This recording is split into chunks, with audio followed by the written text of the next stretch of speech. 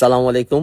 সর্বশেষ আপডেট রজারিও মিকাইলকে নিয়ে আমি বলার আগে আমি বাংলাদেশ ফেডারেশনকে ধন্যবাদ জানাবো। তারা যে এই প্রথম বাংলাদেশ ইতিহাসে যেটা ঘটে নাই, আগে তো জানতাম কোচ কোথায় থেকে আসতো সেটাই আমরা জানতাম না। সেই প্রথম যে তারা নোটিশ করে গ্লোবালি বিভিন্ন জায়গা থেকে কোচ স্কাউটিং করে তারা এই দায়িত্ব দেওয়ার জন্য প্রস্তুত। রজারিও মিকাইল পার্সোনালি সে বাংলাদেশ আসতে চাচ্ছে এবং বাংলাদেশের পরিবেশ, কালচার সব কিছু মিলিয়ে সে নতুন অ্যাড্রেনালিনা তার মধ্যে কাজ করতেছে এবং সে বাংলাদেশ নিয়ে স্টাডি করতেছে। এখন কথা হলো, হয় বাংলাদেশ 200 মিলিয়ন প্লাস একটা country, lakh lakh crazy fan, upcoming নতুন ফুটবল প্লেয়ার যাদের গ্লোবালি ফুটপ্রিন্ট আছে, কে না চাবে এরকম একটা দলের দায়িত্ব নিতে?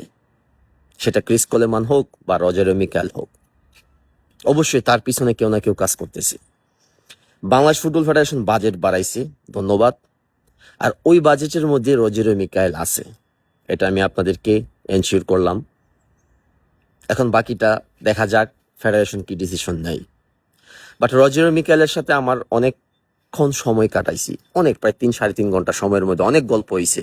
তার মধ্যে তার খুব ইম্পর্টেন্ট কিছু কথা, সেটা হলো গিয়ে সে নতুন কোনো টিমের দায়িত্ব নিতে চাচ্ছে চ্যালেঞ্জিং হিসেবে। কোচ মানেই চ্যালেঞ্জিং।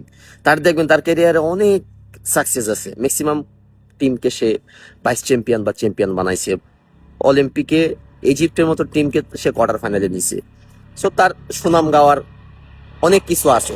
বাট সে বাংলাদেশকে মন থেকে চাচ্ছে বাংলাদেশকে সাপোর্ট করার জন্য।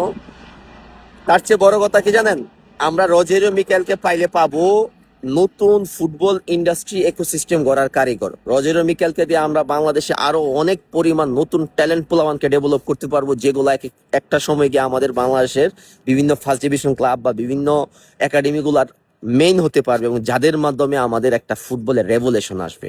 আমাদের দরকার ব্রাজিল বা সাউথ আমেরিকা, ব্রাজিল, আর্জেন্টিনা এই কমিউনিটির সাথে আমাদের ভালো একটা কোলাবোরেশন। তার একটা ইম্পর্টেন্ট পার্সন হিসেবে দায়িত্ব গ্রহণ করতে পারে রজারিও মিকাইল। তার যেই অ্যাক্সেস, গ্লোবালি অ্যাক্সেস, সেটা নর্মাল যে কোনো কোচদের নেই।